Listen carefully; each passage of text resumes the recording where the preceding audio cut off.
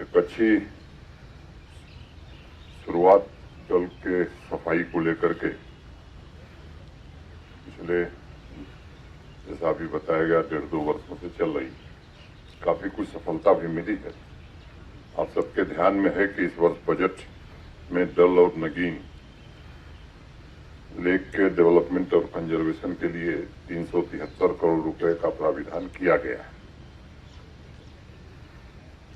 प्राविधान budget में पहले भी था, लेकिन इस तरह की जन भागीदारी मैं समझता हूं कि पहले नहीं थी।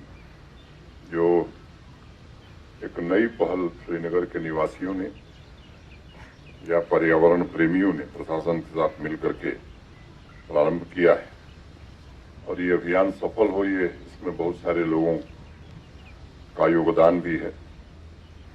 जब गत वर्ष डीवीडिंग का अभियान शुरू हुआ था तो मैं कह सकता हूं कि काफी हद तक वो सफल रहा है। एक दिन मैं जम्मू में था, मुझे किसी ने श्रीनगर से फोन किया और एक बात कही कि साहब पहली बार डल स्वच्छ दिख रही। तो सामान्य आदमी जब ये बात कहता है तो मुझे लगता है कि उसका ही महत्व होता है। पिछले 1.5-2 वर्षों में मुझे लगता है कि यहाँ की आवाम ने भी एक संकल्प लिया है और प्रशासन ने भी कि डल जो यहाँ की सांस्कृतिक और ऐतिहासिक धरोहर है, पूरे दुनिया के लोग जिसे देखना चाहते हैं उसको स्वच्छ बनाया जाए। और अब सामान्य नागरिक ये महसूस कर रहा है कि पहले से डल काफ़ी स्वच्छ हो गई है।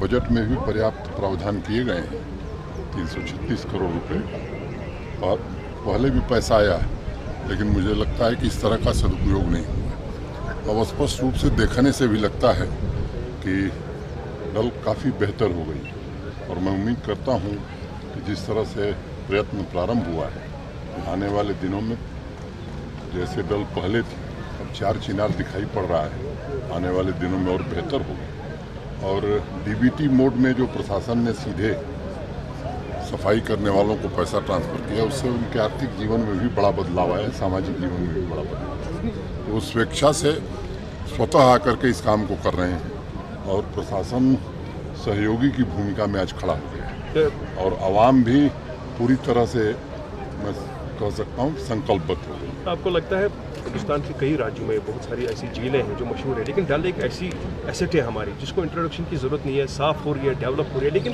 नई एक्टिविटीज़ कराने की ज़रूरत है, जैसे यहाँ कभी टूरिज्म की तरफ से या बाकी डिपार्टमेंट की तरफ से, ताकि पर्यटक ज़्यादा आए। मुझे लगता है कि एक्टिविटीज़ बहुत हो रही हैं और एक दिन में 3500 शिकारे घूम रहे हैं। मैं समझता हूँ कि इससे बड़ी एक्टिविटी कुछ हो नहीं सकती। रोज़ जो शो होता है एवरेज 400-500 लोग रोज़ आ रहे हैं और आप सब पुराने लोग हैं, हम लोग तो 1.5 साल से यहाँ हैं।